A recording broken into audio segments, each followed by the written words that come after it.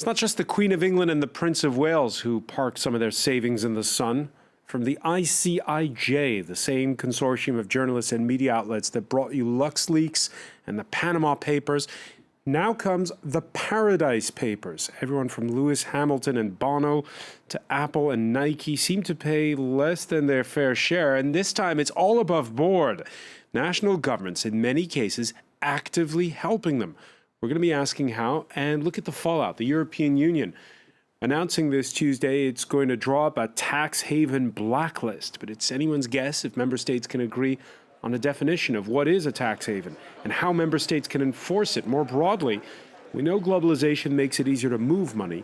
Can data dumps like the Paradise Papers also make it more transparent? How to get the high and mighty to pay their fair share. Today in the France 24 debate, we're talking about how to stop tax avoidance. And with us, Jérémy Baruch, journalist for French broadsheet of record Le Monde, and with its investigative website, The Decoders. And you've been working for 8 months, you said? 8 months. 8 months on the Paradise Papers. Yes. And all these media outlets kept the secret. Yes. Actually, there might have been a small leak maybe 1 week before publication. Just 1 week before. Yes. Kind of amazing. I'm going to ask you more about that in a moment. Also with us, attorney Ruben Svaj, co-founder of consultants Proposition of 47. Thank you for being with us. Thank you for having me. From Brussels, he's a leading campaigner for tax reform at the European Parliament. Belgian Green member of the European Parliament, Philippe Lamberts. Always a pleasure. Thank you for being with us. My pleasure. And Carl Dolan, also in the Belgian capital, director of Transparency International EU, the Belgian capital, the European capital. Thank you for being with us. Thank you. Good evening. The France 24 debate on Facebook and Twitter, the hashtag F24debate.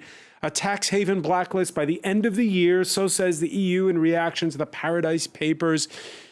However, Erin Gunkier reports when it comes to taxes and pledges to crack down on tax dodging, tax avoidance, professions of faith are nothing new.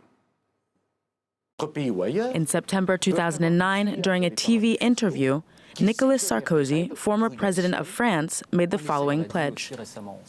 Tax evasion and banking secrecy, it's over. Yet even after that interview, offshore finance scandals continue to emerge. Luxleaks, Panama Papers, and now Paradise Papers. Though some progress has been made over the past few years, EU governments still have considerable work to do to put an end to tax evasion. EU finance ministers are discussing new measures to tackle the issue. The president of Eurogroup says much has already been done. We've pushed a number of proposals, as you remember, ATAT, ATAT 2, exchange of information. There are also a number of proposals on the table right now, which I hope will make progress. The new proposals include harmonizing EU legislation on the matter and setting up a blacklist of worldwide tax havens. But Eurozone countries have been unable to agree on a common definition of a tax haven. The EU Commissioner for Economic and Financial Affairs emphasized the need for compromise. Now we're in a different period. That's what I call the transparency evolution. It's high time that everybody goes in the same direction to eliminate fraud and to combat tax evasion. Although EU countries have planned for months to come to an agreement on a blacklist, they are not expected to reach a final decision on Tuesday.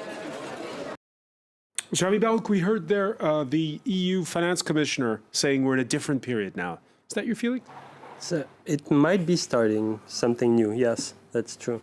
The Paradise Papers might bring something new to light. Whereas Panama Papers, we really talked about tax evasion and people were hiding their money through Panama. Yes. Yeah. We're talking now about optimization and optimizing profits through tax optimization, which is pretty different, but it's also a big burden to people like us, to people who pay taxes. So yes. All right, that's the big difference. We're not talking about tax dodging. We're talking about tax optimization, tax avoidance, perhaps you could say. Yes. Philippe Lamberts, can 28 or 27 EU nations agree on what is a tax haven?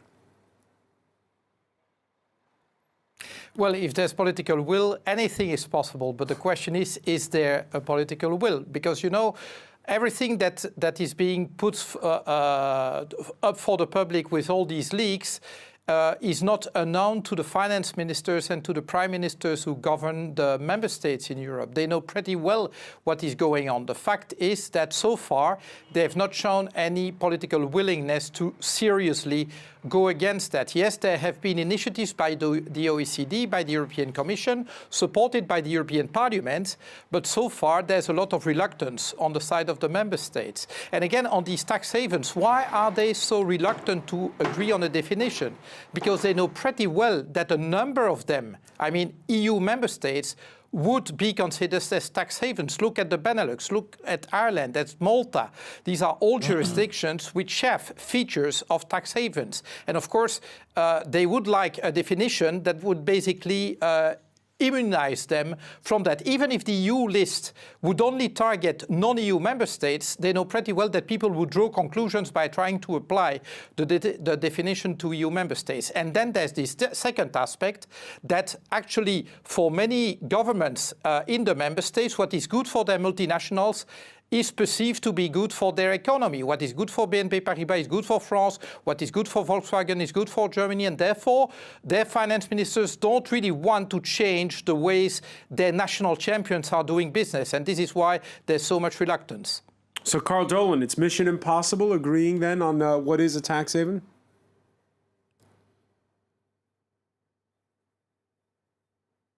Say again? The debate about tax havens has shown is just how politicized this. I think what this has shown is that the whole debate around what is and is not a tax haven has been completely politicized. And I think the untold story around this is also the lobbying that goes on by companies which rely on tax havens for their income, by companies such as Appleby, which are at the heart of this scandal, the Paradise Papers. And if you look through the documents in the Paradise Papers, you will see companies like Appleby boasting about their excellent connections with the UK government and how they were able to roll back tax transparency commitments at the G20 in 2013. So I think what this shows is that there is a nexus of intermediaries, accountants, lawyers, these kind of companies like Appleby, and governments and companies which benefit from this, which is preventing the kind of progress that we would like to see. I think the tax haven list that we'll see at the end of the month will be a big disappointment to a lot of people. The latest rumors are there's only maybe 12 countries on that list. As Philippe said, many people would regard many EU countries as tax havens, so I think this is not going to be the solution to the dysfunction in the international tax system. And just to be very clear, Carl, what is your definition of a tax haven?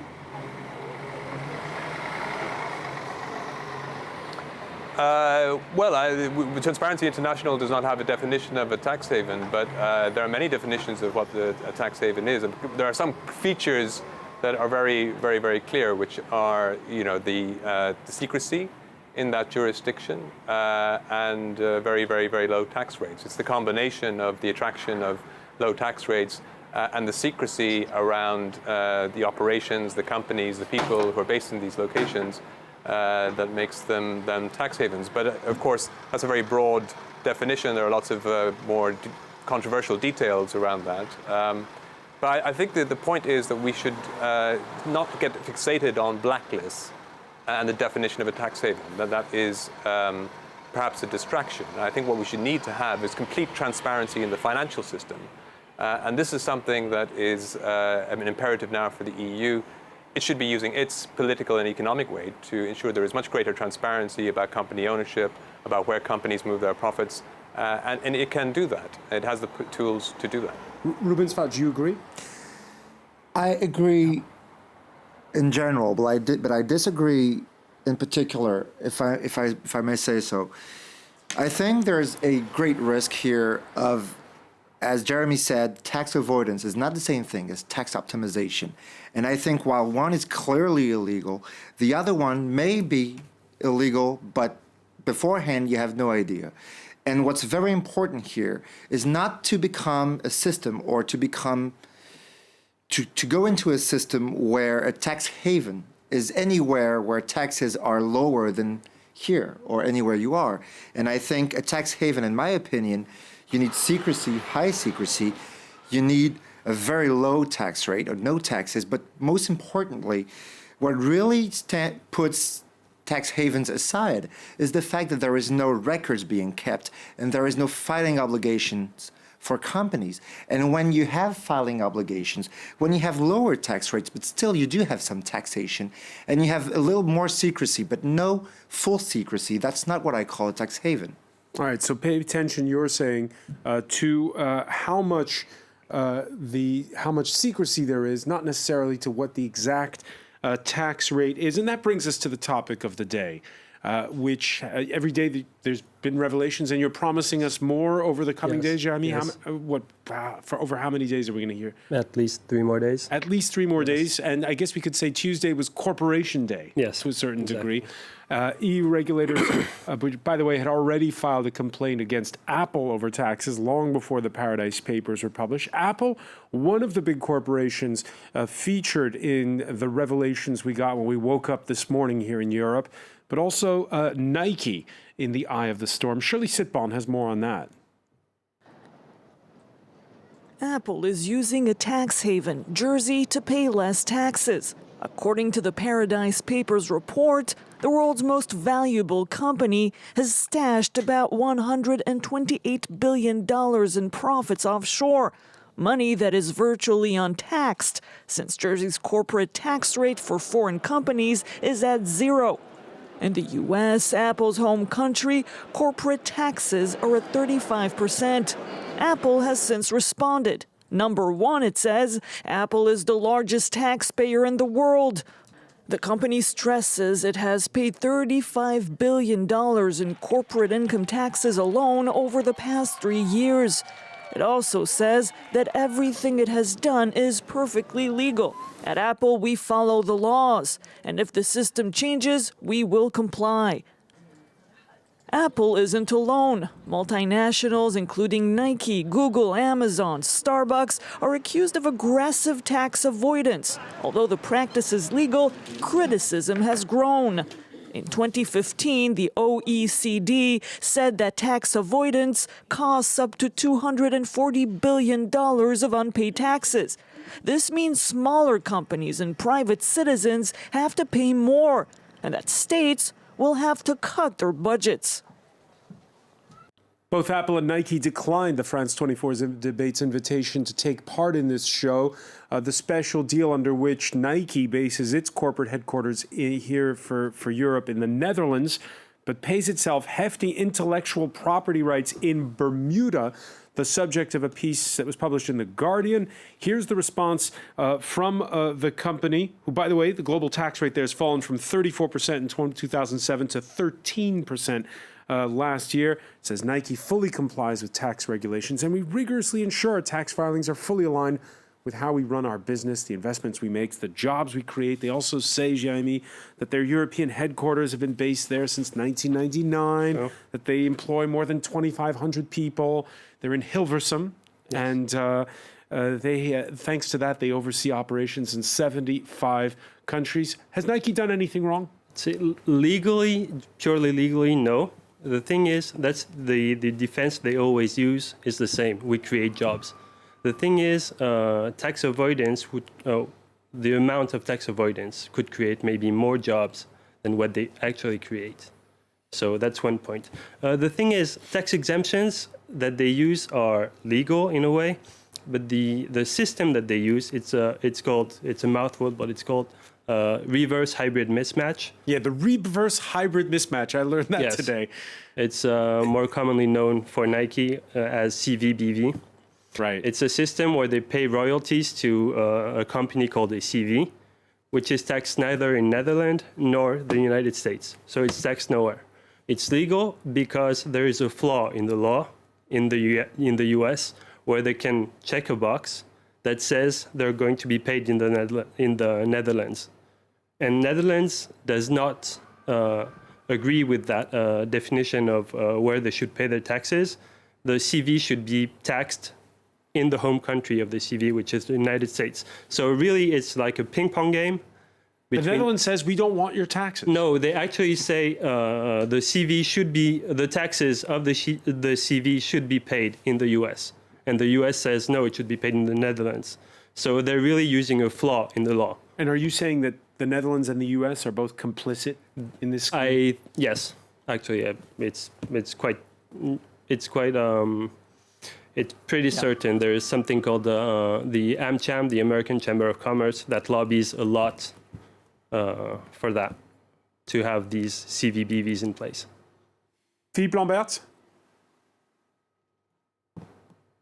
I fully agree with that. You know, when I hear the press releases of those companies, I think that any basic artificial intelligence program could write any of those press releases. It's always the same thing. We create jobs, we respect the law. What they forget to say is that they do whatever they can to write the law themselves, and that's these intense lobbying efforts that they deploy. And actually, what they try to make, well, to sound legitimate, something that is totally illegitimate. And of course, there's jobs being created, but in many of those jurisdictions, and we've seen the cases in Luxembourg, in Ireland, in the Netherlands, in Belgium, most of those companies have little or no footprint.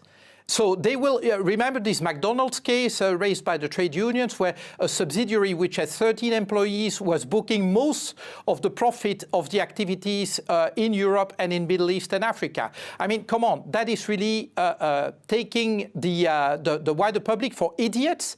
We do understand that they try to find all the legal ways to avoid paying taxes, and the problem is that indeed there's solutions on the table. I mean, the European Commission has come out with many solutions, common definition of what the profit is, how do we allocate profits on an objective basis between the member states, and then let the member states tax them. That's what's called a common consolidated corporate tax base. The proposal is on the table, has been on the table of the finance ministers for years, and there's no political willingness to go about that. But I'd like to go back to the transparency issue, because what creates pressure, and we've seen that, is the string of leaks that basically puts that stuff in the open. Puts it in the open. I'm going to interrupt you, Philippe Lambert, because we have to. Philippe, I'm going to interrupt you because we have to take a very quick break, but we're going to pick up on that very point with you when we come back. Stay with us. You're watching the France 24 debate.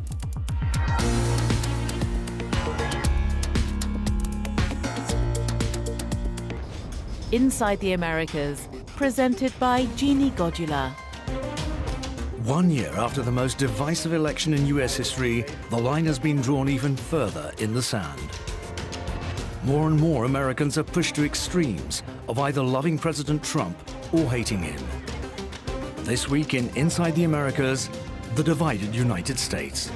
Inside the Americas on France 24 and France24.com. Reporters, presented by Mark Owen. Villages pillaged and plundered, homes burned to the ground, people tortured and murdered, forced exodus to neighboring Bangladesh. Such has been the plight of the Rohingya in Myanmar for months. Denied citizenship by the government, the Rohingya minority had great hopes in Aung San Suu Kyi's election, but she's done nothing to stop ethnic cleansing. Don't miss this exclusive France 24 report to meet this Muslim ethnic minority. Reporters on France 24 and France24.com.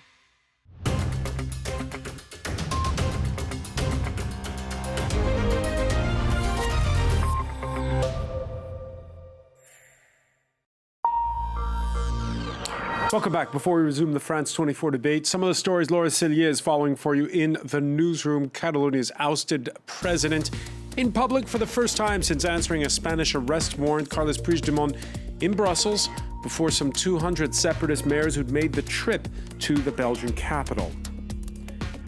10 arrests as France and Switzerland carry out joint anti-terror raids on both sides of the border.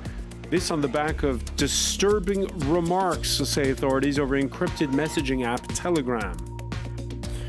After his shock resignation, Lebanon's prime minister shuttles between Saudi Arabia and the UAE. Supporters of Saad Hariri insist he will be returning to Beirut. Pro-Hezbollah media accused Riyadh of holding him hostage. Election day in the United States, a governor's race in swing state Virginia seen as something of a bellwether. This on the eve of the first anniversary of Donald Trump's win in the presidential election.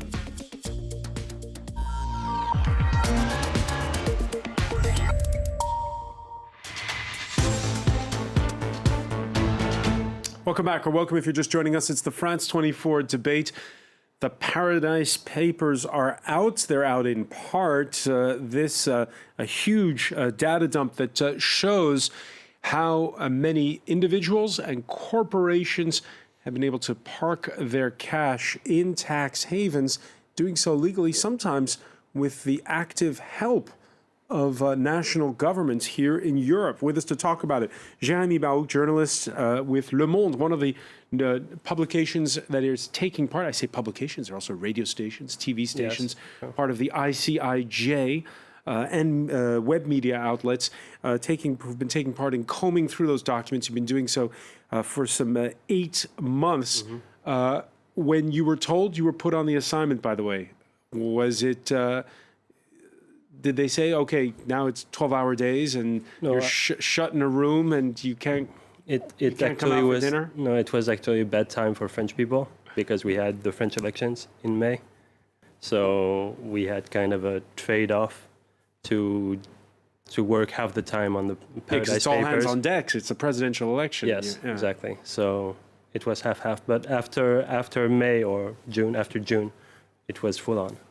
All right, full on. And yes. We're also talking about it with attorney Ruben Svaj, co-founder of the consultancy Proposition 47. I want to welcome back Carl Dolan, Director of Transparency International EU from Brussels, and also Philippe Lamberts, a Belgian member of the European Parliament who's been working on this issue of more transparency when it comes to taxes for a long, long time. Philippe, just before the break, I was about to ask you, is this we've had before, right? There was Luxleaks, there was the Panama Papers. Is this a seminal moment?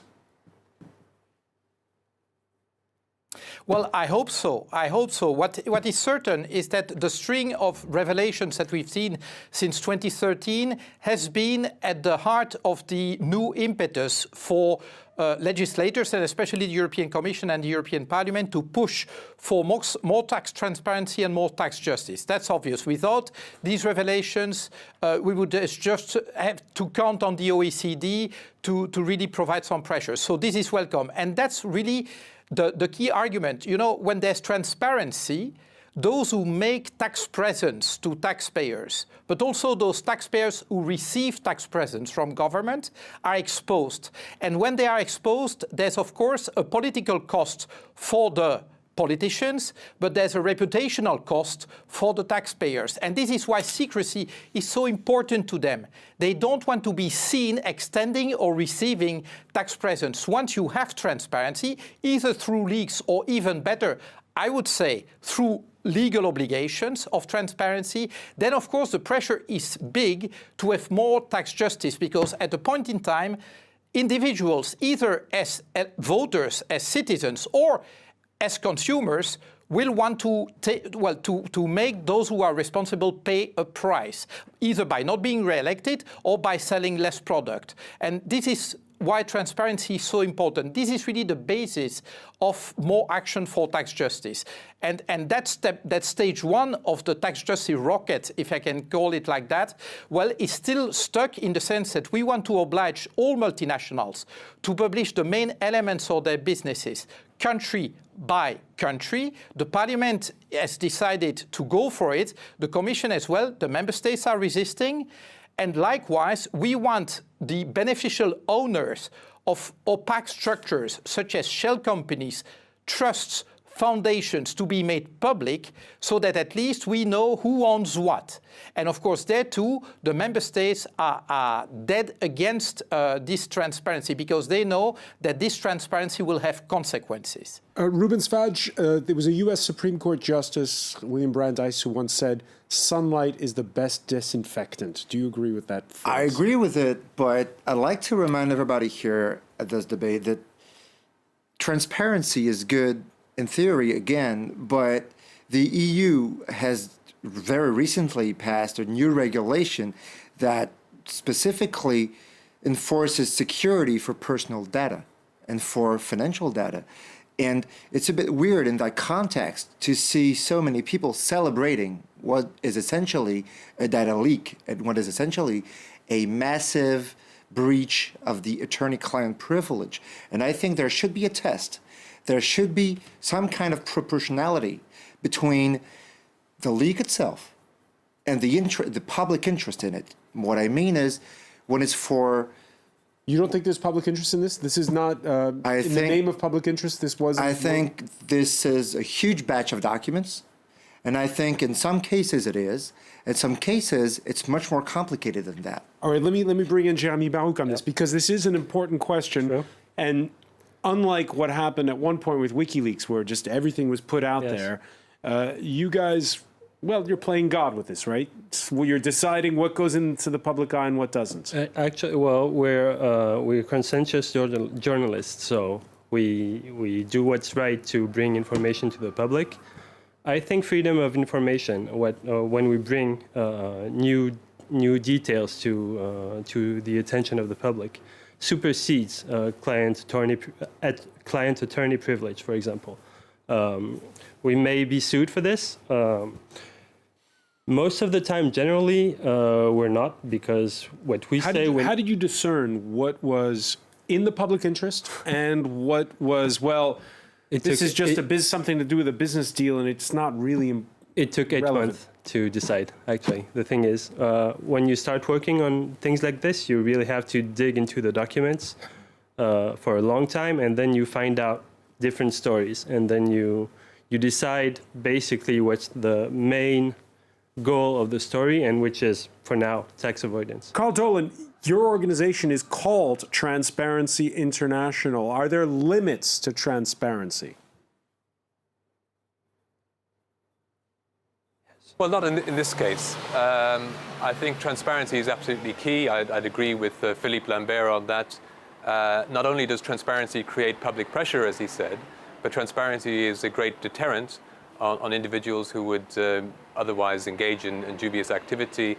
And also it helps the authorities. And we saw that with the Panama Papers. After the Panama Papers data dump, there was a spike in investigations, nearly 6,500 investigations into taxpayers as a result of those leaks, and over $110 million recovered from those investigations. So the transparency was absolutely vital in those leaks. What we need to do now is to make sure that transparency is permanent and structured through legislation like the legislation that Philippe talked about.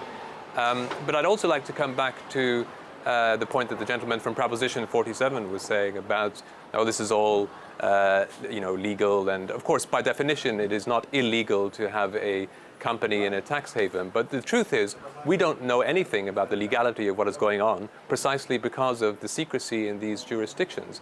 And that is why these secrecy jurisdictions are a magnet for not only those people who want to evade tax, but for the corrupt, and for possible terrorists as well. And we know that from some of the data in the leaked documents. The firm at the heart of this, Appleby, they don't even know what's going on, because when the Bermuda financial regulator looked at their due diligence, at the checks that they were doing on potential clients, they found that they were nearly half of their clients, they didn't know the origin of the money there. So that money could have come from corruption in places like Kazakhstan and Ukraine and other countries where Appleby had those clients. In fact, there are many cases of potential corruption in those files, which I hope will be investigated. Again, I think, just to clarify, I think there's a huge question here, and it's an ethical question that's not being addressed. That question is, basically, is there a right proportion between the means and the ends? If it's about if it's about uncovering a public scandal, that's something. Well, you heard Carl Dolan there. He's saying, let's set rules for what's transparent. Yes, exactly. And I think that's another very important point. There is a difference between transparency by law and celebrating data leaks, which are basically today, as far as I know, anyone's guess as to their origins. And that's another question. Who is at the origin of those leaks? What's their cause? You think it's what? It could be business rivals? I have no idea. And I don't think anyone here does, unless they're hiding it. And I think it's a very important question to solve. What's the intent? Jeremy Baug? No, that's, about the potential leaker or however the leak came into play. We don't know who leaked it. That's true. It's a John Doe. Yeah. So there is a possibility that, of course, these leaks could be by somebody. Sure, it could be the CIA, it could be forged, it could be whatever, but... Jeremy Lambert, Jeremy Baruch, excuse me, I'm getting... one of the questions is, we're talking about countries that are tax havens, right? Yes. But aren't even the ones that aren't on the quote-unquote bad guys list, aren't they complicit in this? Let me give you just a concrete example. Sure. France, which has been celebrating, for the most part, its senior officials have been celebrating the Paradise Papers. Mm-hmm. They are one of the main shareholders in Airbus. Yes. Airbus, which is domiciled, everybody thinks it's in Toulouse, right, in southwestern France. But legally, it's domiciled in the Netherlands. Why is it domiciled in the Netherlands? Absolutely. To pay less tax, right?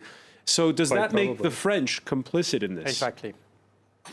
I don't know. We haven't asked the French authorities on this. What I know is that tax havens can be used for other uses than just tax avoidance. That's true. There's another point to be made here, and it's a bit technical, but I'm sorry. You cannot judge any fiscal setup by any corporation or individual by the small pieces. You need to judge it by the whole. Right, and that's what makes... Come on, we know Airbus is in Toulouse. But that's Why what don't makes, they set up their headquarters in Toulouse? Yes, but that is what makes Jeremy's job so difficult, and he himself is the first to admit it. It's very tricky to take one piece of paper, one document that says Airbus or any company has a subsidiary in any tax haven and say, oh, they're doing tax dodging, they should be put on the public plate. I'm sorry, you need to judge any tax setup by the whole, and that cannot be done beforehand. That's what makes the whole thing so difficult. All right, let's listen to France's finance minister. He's named, by the way, has been dropped as a possible future president of the Eurogroup, that club of Eurozone finance ministers, outspoken this Tuesday while meeting his counterparts in Brussels. We need more transparency on intermediaries. We need to know who is really behind them. We need to know who is behind the tax schemes that they have set up. This is, I think, the first thing that we need. Rules have been already fixed, but we have to implement those rules, and maybe we have to also enforce the rules on transparency. The same for the states. We know that there is a cooperation among states to have more information and more transparency, but states have to stick to their commitments. And if states do not stick to their commitments, we have to put sanctions on those states. Philippe Lambert, your reaction? Well, that's music to my ears, but I have yet to see it, to believe it, to be honest, because indeed we have a proposal for country-by-country reporting for multinationals. It is stuck with the finance ministers. We have a proposal for transparency of the beneficial owners of shell companies, trusts and foundations, stuck with the finance ministers. We have proposal for transparencies of intermediaries, same thing. So I will believe it when I see it. And again, I can't remember who said that maybe states are complicit with the tax havens, and I would tend to agree with that. You mentioned the case of Airbus, but look, Wolfgang Schäuble, who until very recently was finance minister of Germany, was probably the most adamant opposing country-by-country reporting for big multinationals. Why is that? Because he pretty well knows that many German big multinationals have tax deals and shift their profits two places where they won't be taxed. And again, this is the case of I defend my champions. Whatever they do, I defend them, because what is good for Volkswagen will be good for Germany. And I dispute that, of course. But this is why you see indeed that many so-called virtuous member states are actually all too happy to see these tax havens or say complicit jurisdictions still living, because we have ways to put these jurisdictions under pressure. It's a matter of political will. It is not that we don't have the tools, we do have them. And so if we didn't use them yet, it's because there's a lack of willingness. Now, if Bruno Le Maire wants to go after them, he will have the Greens with him. He'll have the Greens with him. Carl Dolan, if there's the political will in Paris and Berlin, the goalposts will move, the balance of power will shift?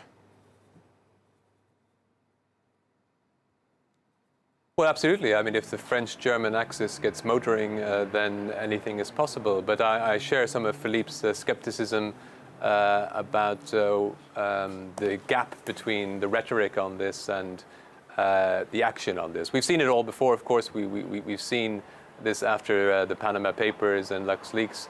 And still, very basic transparency measures, very basic transparency obligations on companies, on people who own secret companies, get stuck in the pipelines here in Brussels. So yes, if that message is transmitted from political leaders down to their finance ministers, down to their officials in Brussels, maybe we'll see some progress on this. I think another key issue really is the kind of pressure that the European Union can put on these island economies, these small tax havens, to clean up their act, because of course what we do here in the European Union is only one part of the puzzle.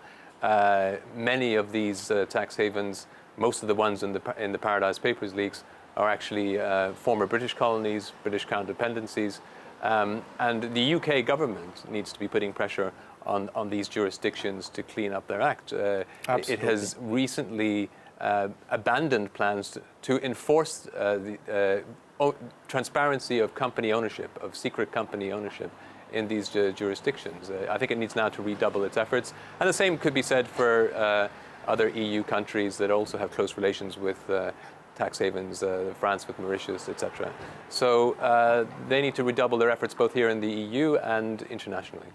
Jeremy Baruch, let me ask you, again, you mentioned to us the 8 months you've been laboring hard on this. Now that this stuff is coming out, has the reaction from politicians been what you expected? Are you surprised at all? I'm not surprised at the reaction. It could be even more powerful. I don't think we've heard enough politicians talk about the leak. I think there can be more pressure to be put either on politicians or on multinationals. And do you think this resonates with ordinary citizens? That I hope so. Or it's just people who follow finance closely and. No, I really do hope that people will be woken up onto how multinationals avoid taxes. Rubens Fadj? Yes, thank you. I think the issue here, the way I see it, but maybe it's because my angle is a bit technical, is that this is an issue that resonates a lot with the average EU citizen, but at the same time, it's an extremely technical issue. So basically, naming and shaming, especially in the digital age, right? Because absolutely, where you actually generate the profit it's very unclear. It's a very vague notion today. So basically, naming and shaming, I'm not a big fan of it, but if anyone wants to do it, it's their choice and their ethical decision, and we can see that we all have different shades of opinion on that. But at the end of the day, what really matters is exactly, Frederick, what you said. How do you adapt tax law, fiscal systems to the new digital economy and the new parameters, the new criteria? Basically, the traditional way of determining where a company should be taxed, the place of their main establishment, their main place of business. Does that mean anything anymore in the day of bits and digital digital files and the cloud. I'm not so sure anymore. The real challenge here is not to name and shame a few huge companies that are, yes, employing a lot of people. The real game here, the name of the game, I think, is to come up in the West, especially in the US and in the EU, with a reasonable, agreeable by most people, by most stakeholders, system that allows those companies to have a clearer, more transparent, yes, tax scheme, but at the same time, without having all the bad aspects of basically having them go through entire loops and loops and loops of a very complex system that, frankly, is in itself an incentive to tax avoidance. Philippe Lambert, you agree? Well, I would agree that indeed we need to find a new system to establish the tax base and the way these companies are taxed. But then again, we have the means to do that, because what I would not take as a basic assumption is that capital should be free to circulate without any constraint globally. I mean, it is a political decision to say that. It is not a must. In other terms, the digitalization of society also helps us there, because money only circulates through the web. I mean, it's electronic money, which means that it's fairly easy to catch the flows. So, you know, goods and services and people can cross borders, but they can never cross them without conditions. What is striking is that in the current mindset, in the current political ideology, money is supposed to be able to cross any border with absolutely not any conditions. And that is not acceptable. In other terms, I mean, money can flow in and out of the European Union, but we need to be able to know where it flows and where it comes from. And if need be, we need to be able to take our share of the taxes when it goes out. So we have the means to do that, but I would agree that we need a simpler system. And again, that is what the Common Consolidated Corporate Tax Base does, because basically what it says is we have only a common definition of profit, and also we allocate the profit on the basis of reasonably objective criteria, basically turnover, so sales in every country, number of people employed in every country, and capital that is immobilized in every country, and that is basically infrastructure. Look to where it's happening. Accept to take that formula, Philippe Lambert, and then we have an objective basis to allocate the profit. Philippe Lambert, I want to thank you so much for joining us from Brussels. I also want to thank Carl Dolan, Jeremy Baruch, Ruben Svag. My pleasure. Stay with us. Media Watch is next.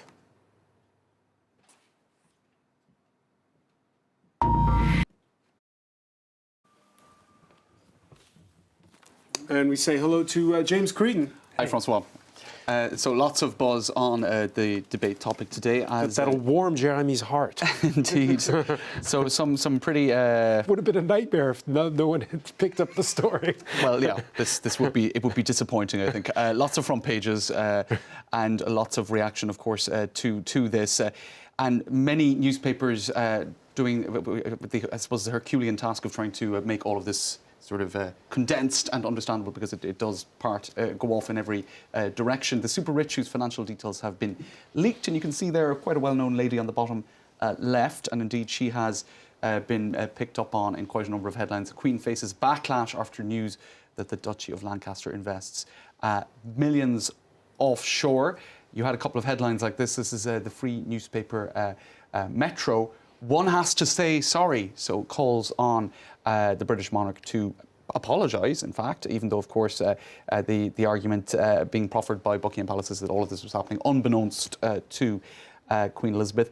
The tax dodge parasites, and this is Lewis Hamilton, who appeared to have been dodging tax through various mechanisms in offshore islands as well. And then it depends on what country you're looking at in terms of what focus there is. This is the Daily Beast in the US, Allen's Institute, funded with offshore cash. And I love the top headline there. Hypocrite alert, there you go.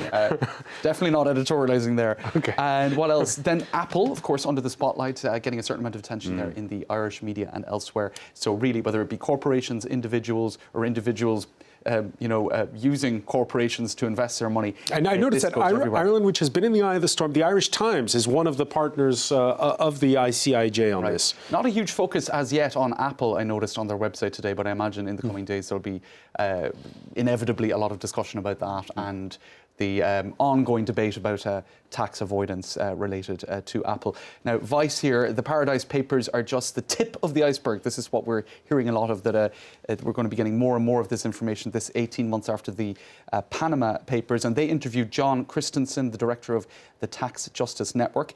And the question came up about whether or not people can really hide behind the excuse of plausible deniability. In other words, I didn't know what people were doing with my money. I invested it this way. Which is what the US Commerce Secretary said. That's what Bono has said. That's what the Queen has said. That's what, well, the Queen hasn't personally said it. He obviously says, no, that is not an excuse before the law. You should know better. We don't have time to go into any more detail on that. A lot of anger on social media as well. People saying this is simply immoral behaviour and taxpayers' money should be spent better or not used in this way. Or given to the taxman. Yeah, for example. Yeah. All right, many Quite thanks simply. for that, James Creedon. I want to thank our panel once again. Thank you for joining us here in the France 24 debate. Thank you very much. Oh, wait.